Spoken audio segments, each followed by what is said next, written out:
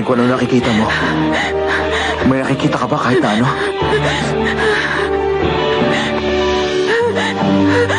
Ay, Diyos ko po, huwag na balsada.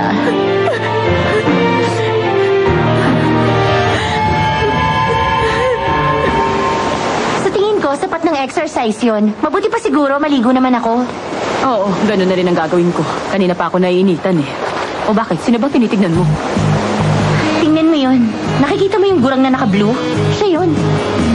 Ah, hindi ko naman inakalang ganyang katanda, Iha. Hindi ba sinabi ko naman sa'yo may pagka-mature siya? Tsaka ang boring ng mga bata. At mas interesado ako sa pera niya. Base sa nakita ko, mukhang mayaman siya. Ang ibig sabihin nun, siya lang ang pinakamagandang kandidato ko. Hindi, siya lang pala nag-iisa kong kandidato. Kaya wala akong magagawa kundi pagtsagaan siya. Alam kong iniisip mo na baka hindi ka natanggapin ng mga Velarde sa bahay nila. Tama ba? Oo, yun ang sinabi mo sa akin eh. Anyway, kung nagawa kong lokohin ni Cecilia at yung judge at nagawa ko silang kwartahan, kahit pa paano, kung nagawa ko man ng mga yun, pues, sa tingin ko, magagawa ko rin yun sa kanya. Sa palagay ko, siya na lang talaga ang natitira kong pag-asa. Sana lang mailigtas ka na talaga ngayon ang lahat ng mga plano mong gawin ni Stefania. Pero kung sa bagay, mukhang mapapakinabangan nga siya. Pwede na rin pagtsagaan. Pero sa tingin ko, mga 50 years ago, gwapo rin naman siya kahit papano. Hayaan mo na, pag nagtagal siya ng mga 3 buwan, pwede na. Sana huwag umabot ng 3. Pero mamaya habang nagdi-dinner kami, kukunin ko na lahat ng impormasyon kung gaano talaga karami ang pera na tinatago ng matandang yan. Ah, oo nga pala, imbitado ka rin. Talaga? Gusto ko na siya. Hindi, mag-iisip na lang ako ng palusot para huwag ka nang sumama.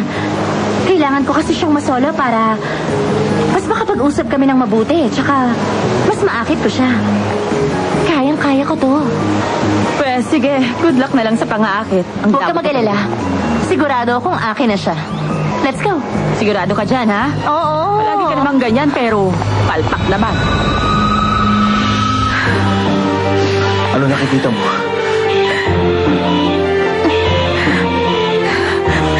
Wala ako nakikita. Ang dilim-dilim na buong paligid.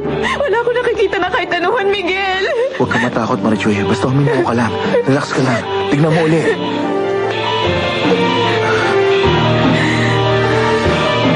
Ano nakikita mo? Wala talaga. Wala ako nakikita. Wala akong makita. Wala. Mama, hindi ako makakita, Mama.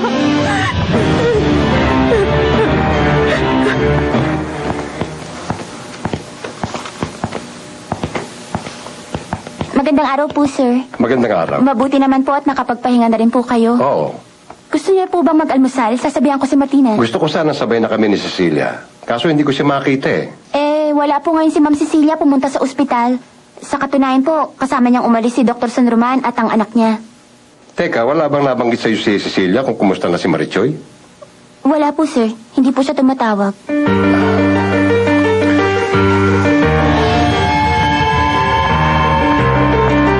Panginoon ko. Ito na nga yan. Ito na ang resulta nun. Gusto mo siya maoperahan, di ba? Pues ito na yung epekto ng operasyon niya. Pwede ba, Omar, tumahimik ka na nga dyan? Di ako tatahimik. Lalo mo lang sinasaktan si Marichoy. Ang hirap kasi sa inyo na hindi niyo man ako pinakinggan. Palibasa, kayang-kaya mo mapasunod si Judge Velarde. Kaya ito nang kinahinatnan nun. Emergency yun at kailangan niya yung operasyon. Yun ang akala mo, Juan Miguel. Tama yung akala ko, Omar. Ito tinatawag mong tama. Ano ba tama rito? Ito na ang resulta. Si Marichoy, hindi na makakita. Tumahimik ka na. Tama na yan. Tumigil na kayong dalawa.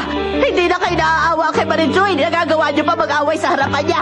Ngayon pa kung kailan hirap na siya. Kasalanan to ni Juan Miguel. Sa dahil lang kaya nangyari ito.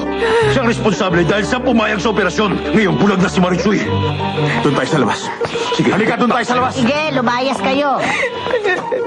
Diyos ko, Marichoy. Mama. Ito lang ako, anak. Mama.